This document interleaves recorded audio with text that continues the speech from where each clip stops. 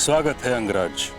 तुमने जो किया मैं उससे सहमत तो नहीं, परंतु तुम्हारी उपलब्धि का मैं सम्मान करता हूं। तुमने अपनी प्रतिज्ञा पूर्ण की, बधाई हो। मुझे प्रसन्नता है कि राधेकरण ने अपनी प्रतिज्ञा आपकी उपस्थिति में पूर्ण की। अंगवासियों, आपके राजा ने अपने पराक्रम, निष्ठा और शौर्य से एक राजा होने के अर्थ को सार्थक किया है। मैं शांतनुसूत भीष्म 5 तत्वों, 7 तलों और आप सभी को साक्षी रख के मैं राधेकर्ण को अंग प्रदेश का राजा घोषित करता हूं।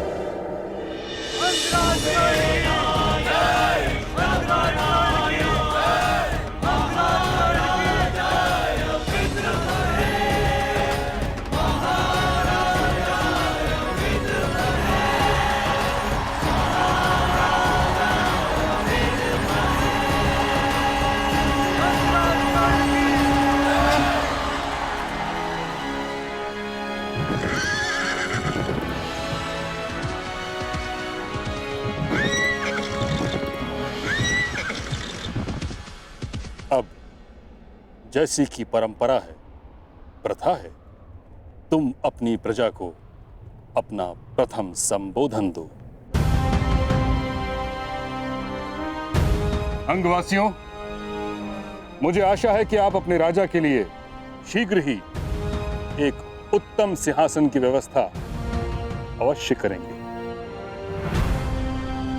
उसकी आवश्यकता नहीं महामहिम।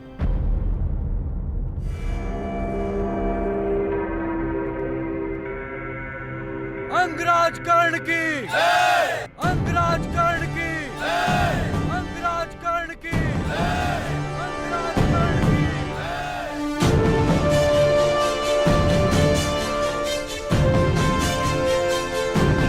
मुझे स्मरण है जब पहली बार मैंने अंग की धरती पर अपना पांव रखा, मेरे स्वागत के लिए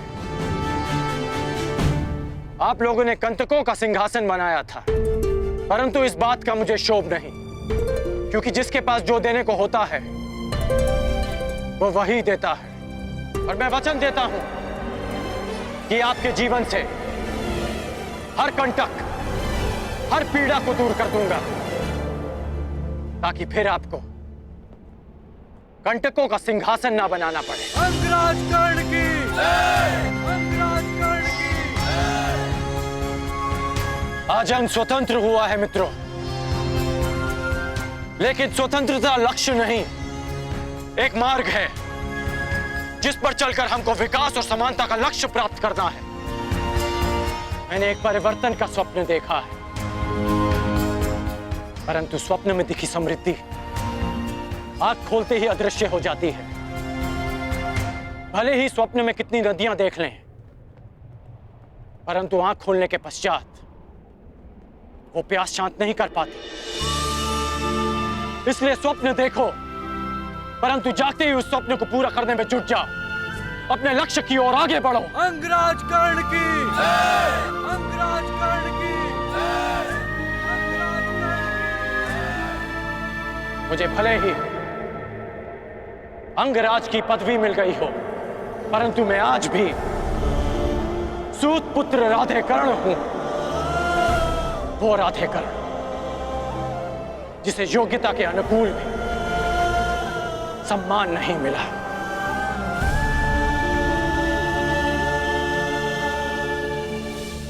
अंग का लक्ष्य है सम्मान पाना, अंग का लक्ष्य है परिवर्तन पाना।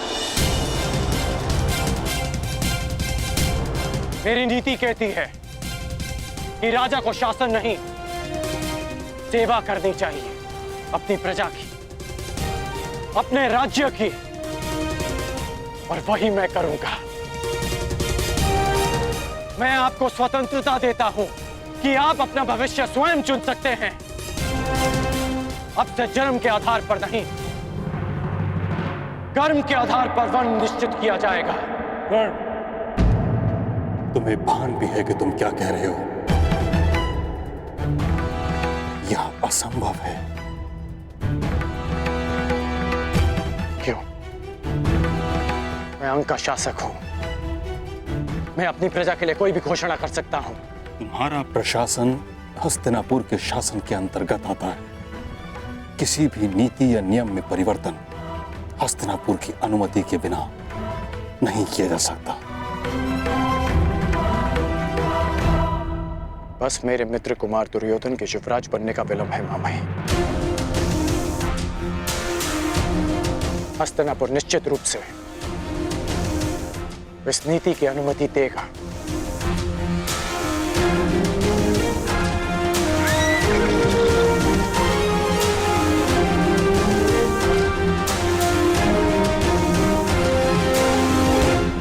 ये कौन है? लगता है कोई संदेश आया है।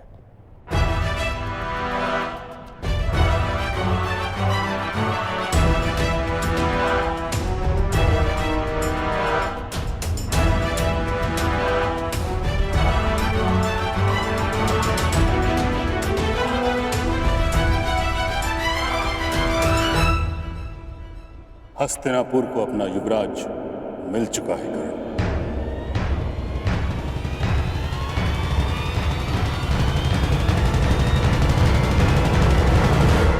युधिष्ठिर को युवराज के पद पर शोभित किया गया। अब तुम्हें कोई भी नीति लागू करने के लिए अपने मित्र दुर्योधन से नहीं, युधिष्ठिर से अनुमति लेनी होगी।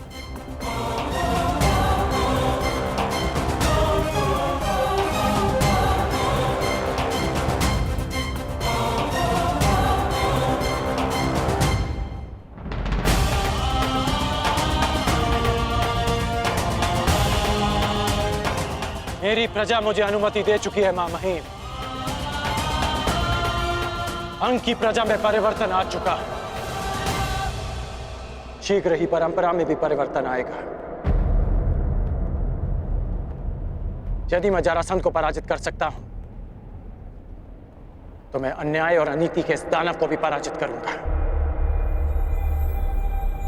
जिस तरह अंगवासियों ने इस बांध को तोड़ा है, उसी तरह परंपरा और अन्याय का यह बांध भी टूटेगा जिसने हमारी जीवन धारा को रोक रखा है।